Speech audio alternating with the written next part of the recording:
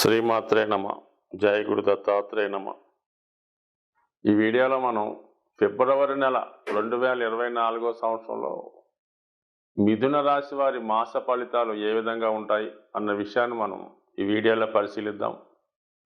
ముఖ్యంగా మరి ఈ రాశి వారికి ఈ నెల ప్రారంభంలో రాశ్యాధిపతిగా ఉన్నటువంటి బుధుడు అష్టమ స్థానంలో సంచరిస్తూ రవిగ్రహంతో కలవడం జరిగింది.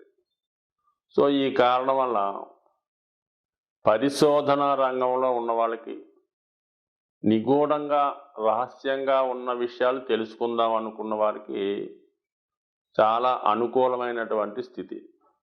అంటే మిథున రాశి వారికి సాధారణంగా కొత్త విషయాలు తెలుసుకోవాలన్నా ఏ విషయాన్ని చాలా డెప్త్గా లోతుగా తెలుసుకునే ప్రయత్నం చేస్తారు. సో అటువంటి వారికి మరి ఈ బుధుడు అష్టమ స్థానంలో ఉండడం వల్ల పరిశోధన జ్ఞానాన్ని ఇవ్వడం జరుగుతుంటుంది. సరే, రవితో కలిసి ఉండడం వల్ల నైపుణ్యం, అలాగే ప్రభుత్వ సహకారం, గురువుల సహకారంతో విద్యా సంబంధించిన విషయాల్లో లేదంటే వృత్తి సంబంధించిన విషయాల్లో వారి యొక్క నైపుణ్యాన్ని పెంచుకోవడం జరుగుతుంది. బుధుడు రవి కలిసినప్పుడు అది బుధాదిత్య యోగం ఏర్పడుతుంది. కొన్ని లగ్నాల వారికి, కొన్ని రాశుల వారికి అదే ఒక విధంగా నిపుణ యోగం అని ఏర్పడుతుంది. నిపుణ యోగం అంటే చాలా నైపుణ్యంగా, చాలా టాలెంటెడ్గా, టెక్నికల్గా చాలా ఇంప్రూవ్డ్గా ఉంటుందన్నమాట. అటువంటి అద్భుత యోగం ఈ యోగం. బుధుడి యొక్క బలం పెరుగుతుంది రవితో కలవడం వల్ల. బుధుడు ఎప్పుడైతే బలాన్ని పెంచుకుంటాడో జాతకుడికి జ్ఞానం, విజ్ఞానం, బుద్ధి బలం కూడా పెరుగుతూ ఉంటుంది.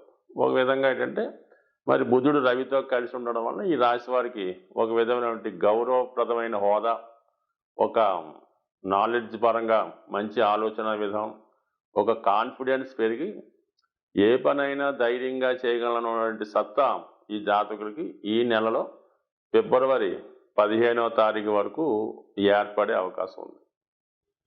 సో ఫిబ్రవరి 15 తర్వాత తృతీయాధిపతి అయినటువంటి సూర్య భగవానుడు భాగ్యస్థానంలో ఉన్నటువంటి శని భగవానుడితో కలుస్తాడు. సో ఇది ఒక ప్రభుత్వ ఉద్యోగంలో ప్రయత్నిస్తున్న వాళ్ళకి, ప్రభుత్వం నుంచి రావాల్సినటువంటి సహకారం ఏమైనా కోరుకున్న వారికి ఇది అనుకూలంగా ఉంటుంది. ఆల్రెడీ ప్రభుత్వ ఉద్యోగంలో ఉన్న వాళ్ళకి ఒక విధమైనటువంటి హోదా, గౌరవం కూడా పెరిగే అవకాశం ఉంది. సో ఓవరాల్గా ఈ రాశి వారికి వృత్తి సంబంధించిన విషయాల్లో అనుకూలత ఏర్పడుతుంది. ముఖ్యంగా మరి సప్తమ స్థానంలో కుజ ప్లస్ శుక్రగ్రహ సంచారం ఒక విధంగా పంచమాధిపతిగా ఉన్నటువంటి శుక్రుడు సప్తమ స్థానంలో సంచరించినప్పుడు వివాహ ప్రయత్నాలు ఫలిస్తాయి. అలాగే ముఖ్యంగా ప్రేమ వ్యవహార విషయాల్లో కూడా అనుకూలత ఏర్పడుతుంది. ఇక్కడ కుజుడికి లాభాధిపత్యం ఉన్నది, మరి శుక్రుడికి పంచమాధిపత్యం ఉన్నది. ఈ రెండు కలిసి ఉండడం వల్ల ఏంటంటే మీకు ఆల్రెడీ పరిచయం ఉన్నటువంటి స్నేహితులు కానీ, సో మీకు సంబంధించిన బంధువుల్లో కానీ వివాహ ప్రయత్నాలు ఫలించే అవకాశం ఉంది.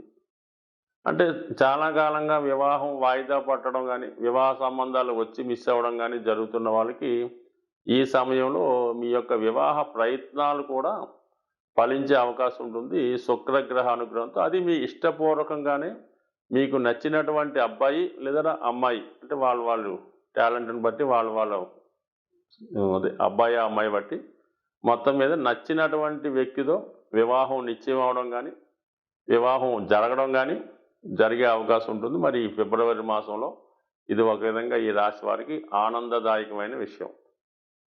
మరి యాస్టీజ్గా రాహు కూడా దశమ స్థానంలో సంచరిస్తూ ఒక విధంగా రాష్ట్రాధిపతి అయినటువంటి బుధగ్రహ నక్షత్రంలో సంచరిస్తున్నాడు. అంటే రాహు దశమ స్థానంలో సంచరించినప్పుడు ముఖ్యంగా ఈ మిథున రాశిలో ఉన్నటువంటి సాఫ్ట్వేర్ సంస్థలో, సాఫ్ట్వేర్ రంగంలో ఉన్న వాళ్ళకి, అలాగే కమ్యూనికేషన్ ఫీల్డ్లో ఉన్న వాళ్ళకి, టీవీ యాంకర్స్కి, టీవీ మీడియాలో ఉన్న వాళ్ళకి చాలా అనుకూలమైన ఫలితాలు రావడం జరుగుతూ ఉంటుంది. అంటే ఎక్కువగా ఈ మిథున రాశిలో ఉన్న వాళ్ళకి న్యూస్ రీడర్స్, న్యూస్ సంబంధించిన విషయాలు అతి తొందరగా, అతి ఈజీగా ధనాన్ని సంపాదిద్దామనే అనుకున్న వాళ్ళంతా కూడా ఈ రాశిలో సాధారణంగా ఉంటారు.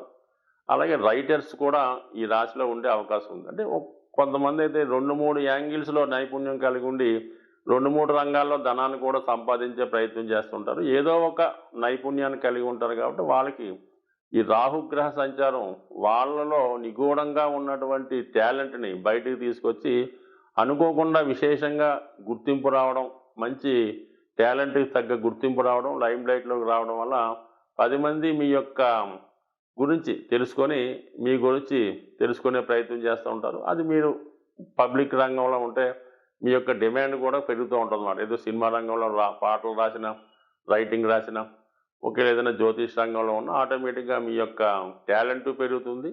అలాగే మీ రెమ్యునేషన్ పెరుగుతుంది. మీకు వచ్చినటువంటి ఆదాయం కూడా పెరుగుతుంది. అంటే మొత్తం మీద రాహు ఈ బుధ గ్రహానికి, అంటే మిథున రాశి అధిపతి అయినటువంటి బుధ గ్రహానికి అత్యంత సన్నిహిత గ్రహం. అంటే వీళ్ళిద్దరూ గురు శిష్యులు లాంటి వాళ్ళు మాట.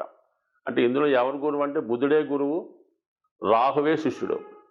ఈ గురు శిష్య సంబంధం అనేది ఒక టాలెంట్గా ఉండి మీకు ఒక మంచి గురువు లభించడం వల్ల కానీ, మంచి శిష్యుడు లభించడం కానీ మీ యొక్క నైపుణ్యాన్ని పెంచుకునే ప్రయత్నం చేస్తారు. అంటే ఓవరాల్గా ఈ రాశి వారికి మరి గురుబలం యాజిటీజ్గా 11వ స్థానంలో సంచరిస్తూ కేతుగ్రహ నక్షత్రం మీద సంచరిస్తున్నాడు. అంటే ఈ కేతు 4వ స్థానంలో ఉన్నాడు. సో ఈ కారణం వల్ల ఏంటంటే మీకు గృహానికి సంబంధించింది, అంటే ఏదైనా గృహ నిర్మాణం కానీ, గృహం కొనుక్కోవడం కానీ, లేదంటే వాహనం కొనుక్కోవడం కానీ, మొత్తం మీద కొత్త ఇల్లు మారడం కానీ, అద్దెంట్లోకి మారడం కానీ, అంటే గృహానికి సంబంధించిన కార్యక్రమాలు, అలాగే వాహనానికి సంబంధించిన కార్యక్రమాలు, ఏదో ఒక మార్పు చేర్పులు మరి ఈ నెలలో ఈ రాశి వారికి జరిగే అవకాశం ఉంది.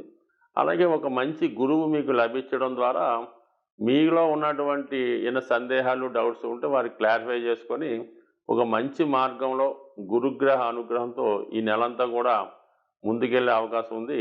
చాలా కాలంగా పరిష్కారం కాని సమస్యలు ఈ వారంలో, ఈ నెలలో మీకు పరిష్కారం అవుతాయి.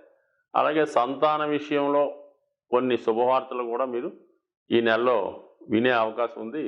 సాధారణంగా గ్రహాల యొక్క శాంతి కొరకు పంచభూతాలు, అంటే మనకి గాలి, నిప్పు, నీరు, వాయువు, ఆకాశం అనే 5 తత్వాలు ఉండడం జరిగింది.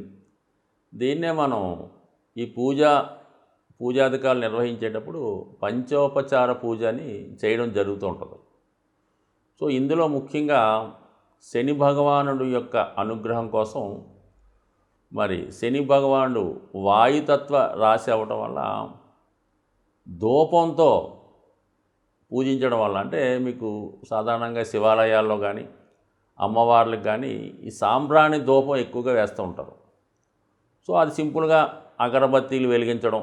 అంటే చాలామంది ఏం చేస్తారంటే పూర్తిగా పూజ చేయని వాళ్ళు వారంకోసారి మామూలుగా చేస్తుంటూ ప్రతిరోజు కూడా ఉభయ సంధ్యల్లో ఈ అగరబత్తి వెలిగించి పూజ చేస్తూ ఉంటారు.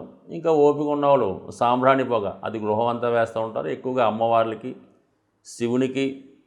అలాగే ఈ సాంబ్రాణి పొగ వేయటం వల్ల కనీసం ప్రతిరోజు అగరబత్తి 2 పూట్ల భగవంతుని యొక్క ఆరాధించడం వల్ల మీకు కంపల్సరిగా ఈ నవగ్రహాల్లో శని భగవానుడి యొక్క అనుగ్రహం లభించడం జరుగుతూ ఉంటుంది. సో ఈ కారణం వల్ల ఒకటి. అలాగే ప్రతిరోజు కూడా ఈ గృహంలో నిరంతరం ఏదో భగవంతుని యొక్క నామస్మరణ మోగే విధంగా, అంటే గతంలో కొన్ని చిన్న చిన్న బాక్సులాగా ఉంటే ఏదో ఓం నమో నారాయణయో, ఓం శివాయ ఏదో చదువుతూ ఉంటాయి. సో అటువంటి కూడా గృహంలో ఉండడం వల్ల ఏంటంటే పాజిటివ్ ఎనర్జీ ఆ గృహంలో ఉండడం జరుగుతూ ఉంటుంది. కాబట్టి సాధ్యమైనంత వరకు శని భగవానుడి యొక్క అనుగ్రహం కావాలంటే ఆ గృహం చాలా పరిశుభ్రంగా ఉండాలి. అలాగే ఇరిగిపోయిన వస్తువులు, పనికిమాలిన వస్తువులు, అక్కర్లేని వస్తువులు ఇంట్లో ఉంచడం. అలాగే కొంతమందికి ఏంటంటే 10 జతల చెప్పులు ఉంటాయి. ఏదో కొత్తవి కొంటుంటారు, పాతవి ఏం చేసుకుంటారో. ఈ చెప్పుల జతలు ఎక్కువ అవడం వల్ల ఈ కొంతకాలంకి ఆ నెగిటివ్ ఎనర్జీ వాటి మీద వచ్చే అవకాశం ఉంటుంది. కాబట్టి సాధ్యమైనంత వరకు ఈ చెప్పులన్నీ నిల్వ ఉంచకుండా ఎప్పటికప్పుడు దాన్ని అవసరం తీరిన తర్వాత బయటపడేయండి. ఏదో 1-2 చెప్పులు పెట్టుకోవడం అన్నది ఒక కొత్తమైన పద్ధతి. అలాగే ఇంట్లో వాడే చీపురు గట్ట దాన్ని కూడా మరి ఒక చోట కొంతమంది నిలువుగా పెడుతుంటారు అనమాట, అంటే కుచ్చు పైకి వచ్చేలా పెడుతుంటారు అనమాట, జ్యేష్ఠాదేవి చేతిలో ఆయుధంలాగా. ఎట్టి పరిస్థితుల్లో కూడా కుచ్చు అరిగిపోతే ఇంకోటి కొనుక్కుంటాం, ఏం పోయింది. అందువల్ల ఎప్పుడు కూడా అది నిలువుగా కరెక్ట్గా పెట్టాలి తప్ప కుచ్చు పైకి వచ్చే విధంగా మాత్రం ఎట్టి పరిస్థితుల్లో కూడా పెట్టలేదు. ఇవన్నీ కూడా అలక్ష్మికి కారణాలు అన్నమాట. సో అలాగే ఏంటంటే ఈ భోజనం చేయడానికి కూడా ఒక పర్టికులర్ టైం పాటించాలి. ఏ టైంలో పడితే ఆ టైంలో తినడం, ఎక్కడ పడితే అక్కడ తినడం, ఈ టీవీలు చూస్తూ ఈ మంచాల మీద కుర్చీల్లో సేడబడి ఈ విధంగా భోజనం చేయడం, ఏదో ప్లేట్లో భోజన పదార్థాలు ఉడించుకొని తినడం, ఇవన్నీ కూడా ఐశ్వర్యప్రదం కాదు. ఇవన్నీ కూడా శనిని ఆహ్వానించే ఇండికేషన్స్ అన్నమాట. ఈ అనాచార పనులన్నీ కూడా శనిని ఆహ్వానిస్తుంటాయి. అలాగే శుభ్రమైనగా ఉండడం, శుభ్రంగా భోజనం చేయడం, అలాగే ఆహార పదార్థాలు కూడా జాగ్రత్తగా వినియోగించడం, ఇవన్నీ కూడా లక్ష్మీదేవి అనుగ్రహానికి పాత్రలు అవుతూ ఉంటాయి. కాబట్టి సో ఏదైనా శని భగవానుడి యొక్క అనుగ్రహం కావాలనుకున్న వాళ్ళు ప్రతి పని కూడా పద్ధతి ప్రకారం నియమానుసారం చేసుకోవడం వల్ల వాళ్ళు కంపల్సరీగా శని భగవానుడు టాప్ రేంజ్లోకి తీసుకెళ్లే అవకాశం ఉంటుంది. స్వస్తి.